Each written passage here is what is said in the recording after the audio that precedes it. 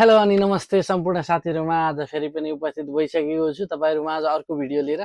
यो भिडियो अन्तिमसम्म हेर्नु होला र यो भिडियोमा कमेन्ट गर्न नछुटाउनु होला, लाइक शेयर सब्स्क्राइब गर्नु होला। आउनुस् सुरु गरौँ है त।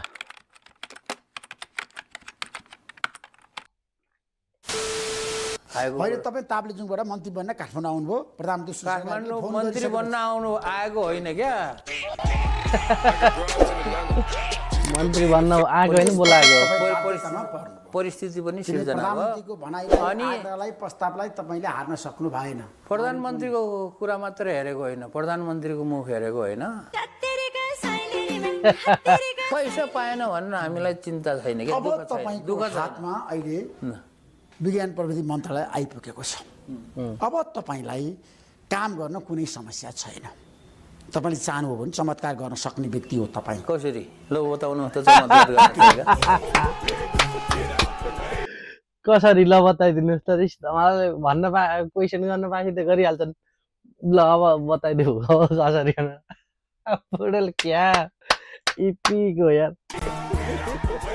राष्ट्रिय आविष्कार केन्द्र खास के हो? अब राष्ट्रिय आविष्कार केन्द्र नामले चाहिँ आविष्कार गर्ने केन्द्र भन्ने बुझिन्छ। मार्केटमा छ्यास्ती छरपष्ट पाइएका सामग्री बनाउनु पनि आविष्कार हो र? यहाँ एउटा कुरा चाहिँ मान्छेहरूले एउटा भन्ने बाटो पाएर हैन, नेपालीहरूले कुनै सानो कुरा भन्ने एउटा न्यू पायो भने त्यसैलाई खोतलिरहन्छ कि। बाँदरले एउटा सानो घाउ भयो भने के गर्छ अरे भने त्यसलाई कोट्याइरहन्छ अरे के, अनि त्यो सानो घाउलाई ठुलो बनाउँदै अनि आफै मर्छ अरे भने जस्तो। बाँदरै हो क्या। वर्तमानको अवस्थाको कुरा गर्दाखेरि तपाईँलाई थाहा छ, तपाईँ धेरै अध्ययनशील मान्छे हो, व्यक्ति हो, महावीर पुञ्जी। अध्ययनशील होइन म, होइन व्यवहारिक ज्ञान तपाईँसँग धेरै छ क्या। मैले चिनेको काम गर्दै जाँदाखेरि गरेको, म अध्ययन गर्दैन। पढ्दैन पनि किताब बेचेर हिँड्ने व्यक्तिले नपढे। मैले किताब नपढेको किताब नपढेको कम्तीमा चाहिँ 15 वर्ष भयो। किताब नपढेको 15 एउटा पनि किताब नपढेको 15 वर्ष भयो भइसक्यो। गाउँमा डोल्दाखेरि कहाँ किताब पढ्ने के, पढ्ने ठाउँ पनि त हुनु पर्यो, यस्तो अफिस हुनु पर्यो, केही हुनु पर्यो। गाउँमा दिनभरि डुल्यो, कसैको घरमा बसेर बेलुका गएर बासो बस्यो, खाना खायो अनि सुत्यो। अब त्यसको घरमा कहाँ पढिरह किताब पढिरहने। सही सिधा मान्छेको सिधा कुरा सोध, के ठोस कुरा सोध। यतै छ त फेरि जनरल कुरा सोध्यो। त्यो मार्केटले मैले गरेको होइन। यो जनरल कुरा बाहेक अरू हाम्रा युट्युबर पत्रकार साथीहरूले जानेको पनि त हुन पर्यो हो महावीरजी। एकदमै चर्चा पाउनु भएको छ तपाईले, के भन्नुहुन्छ यो विषय? मलाई थाहा छैन चर्चा गरेको कि गरेको छैन, मैले त्यो गरेको हेरेकै छैन। म आफ्नो काममा व्यस्त छु।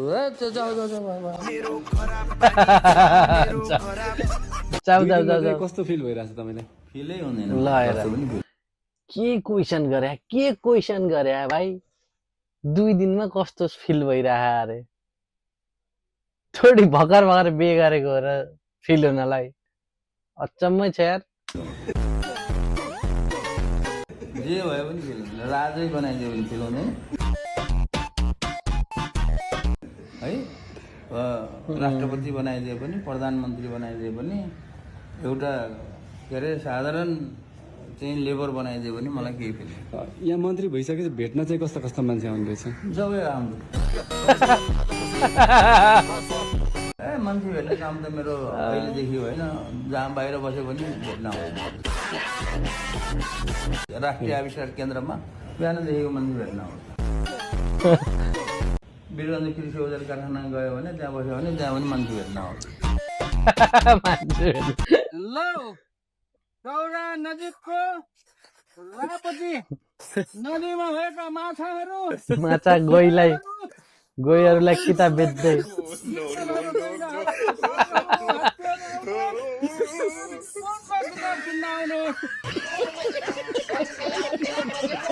म मन्त्री भएर अब मैले त्यो राष्ट्रिय आविष्कार केन्द्रको भनौँ न स्थापना गरेँ। भोलि मैले 1 रुपियाँ पनि छुट्याउन पनि पाउँदैन, पाए पनि म छुट्याउँदैन। यो चाहिँ सही हो, किनकि भोलि बिहान फेरि यो मन्त्री भएको थियो, यसले त्यसैमा मात्रै ल भन्ने हुन्छ। सही हो। नेता भनेको यस्तो हुनुपर्छ गाइस। तर मानौ मैले आविष्कार केन्द्रलाई मैले बजेट छुट्याएँ भने त्यो ठुलो भ्रष्टाचार हुन्छ, अख्तियारमा जान्छ। सही हो। आप कहाँ के ज्ञानी बाबा? तपाईँको कार्यकालमा त देशभरि एउटा अभियान सुरु गर्नुहोस् न, राजनीतिक पार्टीका भातृ सङ्गठनहरू खारेज गरिदिनुहोस् न, सकिँदैन? कागजमा खारेज गरेर हुँदैन क्या। अनि यो कागजमा खारेज गरेर केही पनि हुँदैन। यो हुने भनेको स्कुलमा म्याक्सिमम स्कुलबाट सुरु हुन्छ, अनि त्यसपछि गाउँ टोलहरूमा सबैमा त्यो छरपष्ट यो किराले धमिराले खाइसक्यो।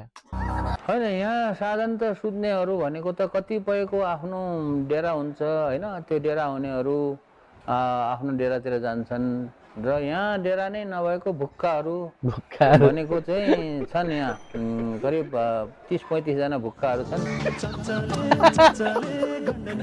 भुक्काहरू यो सबैलाई भन्दाखेरि नितान्त रूपमा मैले जे गरिरहेको छु भन्दाखेरि मैले चाहिँ समय बिताउनुको लागि, टाइम पास भन्छ नि मान्छेले, केही पाएन भने मान्छेहरूले के गर्छ, टाइम पास गर्नको लागि तास खेलौँ भन्छ नि।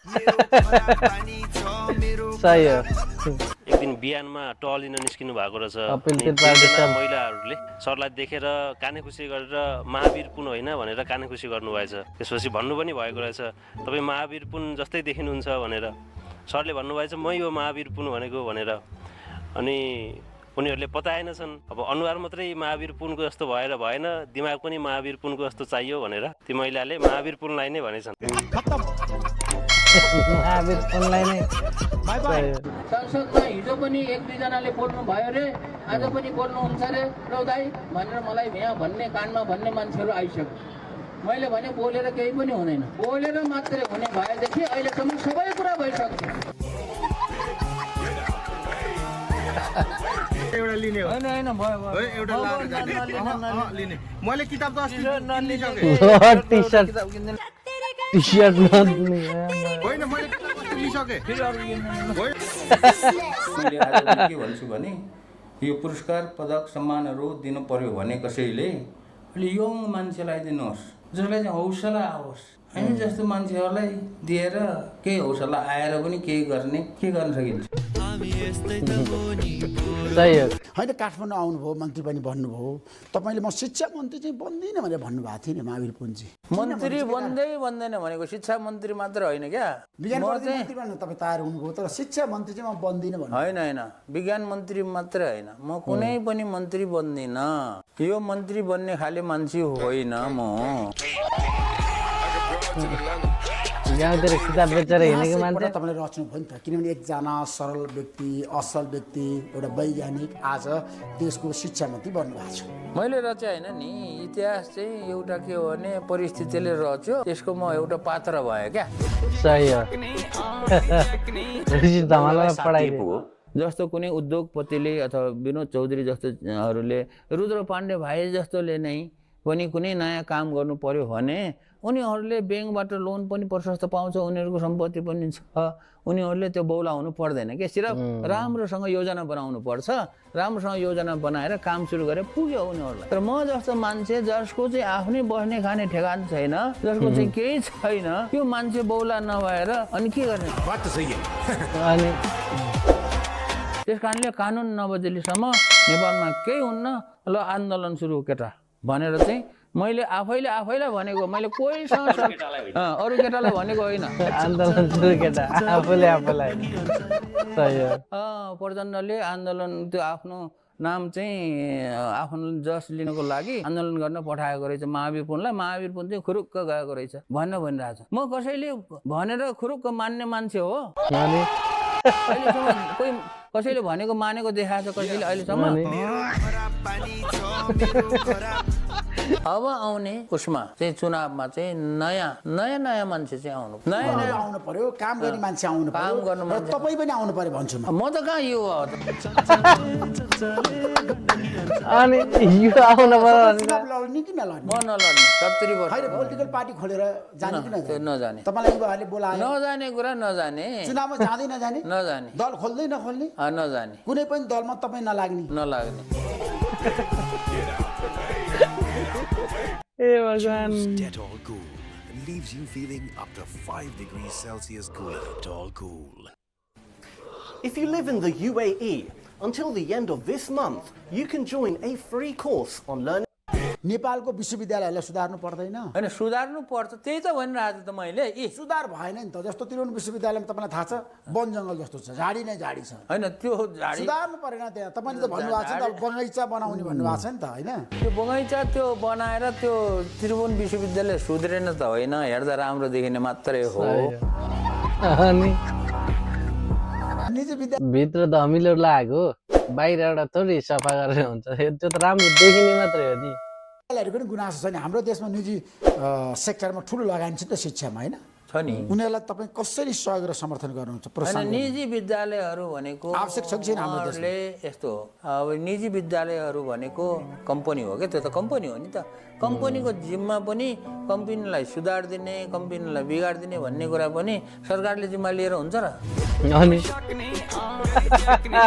अब नवप्रवर्तन केन्द्र भनेर एउटा साइन बोर्डमा एउटा राखियो भने नेपालीले के बुझ्ने साधारण नेपाली नपढेको नेपालीले के बुझ्ने त्यसमा पनि नेपाली बुझ्नेले पनि नवप्रवर्तन बुझ्दैन मैले त नवप्रवर्तन भन्ने शब्द बुझेको थिएन भने अरू साधारण नेपालीले के केन्द्र रहेछ यहाँ यो भेडा पाल्ने केन्द्र हो कि बाख्रा पाल्ने केन्द्र हो कि लुगा पाल्ने केन्द्र हो कि शिक्षित हुने बित्तिकै आइएल्स दिन चाहने डिबी भर्न चाहने अथवा परदेशमा सेटल हुन चाहने मेरो पुस्तालाई तपाईँ संक्षिप्त सन्देश के दिनुहुन्छ अहिलेको स्थितिमा मैले संक्षिप्त सन्देश के हो भने मैले उपदेश दिन चाहन्न कसैलाई पनि सन्देश अथवा उपदेश म दिन चाहन्न तपाईहरुको जे इच्छा छ गर्नुहोस् टाटा बाइ बाइ यो वाला सरकारी गाडी भनेको यो मन्त्रालयको गाडी यहाँ मन्त्रालय गाडी चाहिँ चढ्नुहुन्छ एउटा यहाँबाट अफिसियल काममा मात्र चढ्छु हैन यहाँबाट अब कहिले झण्डा हल्लाएर चढ्नुहुन्छ कि झण्डा बिना चढ्नुहुन्छ त्यो झण्डा हल्लाउने र नहल्लाउनेसँग मतलब हुँदैन क्या यो सुरक्षाले चाहिँ गार्ड चाहिँ खटाइदिएको छ त्यहाँ तलतिर बसेका छन् डुल घुम्न जाऊ भनेको छु मैले कुनै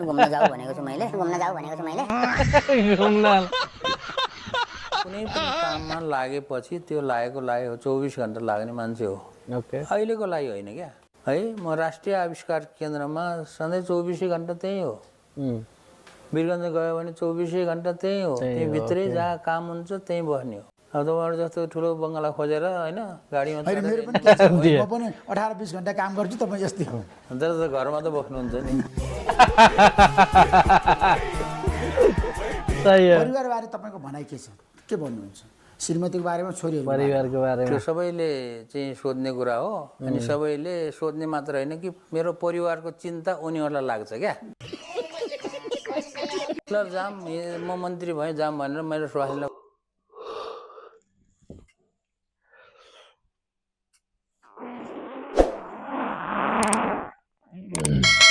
भन्यो भने पाउनु मान्दैन अब चाहिँ बेला बेलामा भेट्ने परिवारलाई सहयोग गर्ने खाना बस्नको व्यवस्था त गरिदिनु पर्यो त्यो काम सबै भइरहेछ र मेरो आत्मकथामा पनि कसैलाई शङ्का लाग्छ भने मेरो स्वास्नीको फोन नम्बर दिन्छु स्वास्नीलाई फोन गरेर सोध्नु है दुःख कतिको दुःख पाउनु भएको छ साह्रै दुःख पाउनु भयो होला अघि भनेर सोध्नु त के भन्दो रहेछ स्वास्नीले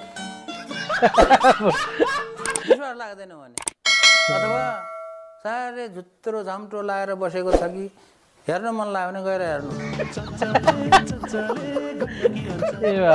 अब तपाईँलाई म चाहिँ जान्छ एउटा व्यक्तिगत कुराहरू सोध्न चाहन्छु तपाईँलाई मनपर्ने नेता को हो नेपालमा आइडल तपाईँको को त्यस्तो कुराहरू मैले कसैलाई भन्दा पनि भन्दैन म मेरो लागि कोही आइडल छैन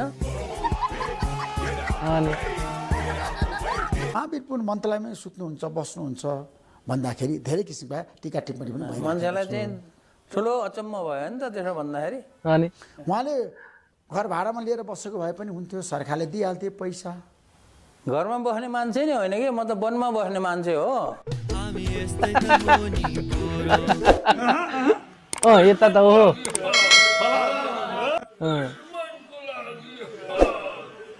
दुश्मनको लागि यार फलाम जस्तो आयो त्यस्तै हजुरहरूलाई प्रस्तुत गरिहाले अन्तिम क्षणमा हेर्नु भएकोमा धन्यवाद लाइक शेयर सब्स्क्राइब गर्न नभुल्नु होला फेरि भेटौँला नमस्ते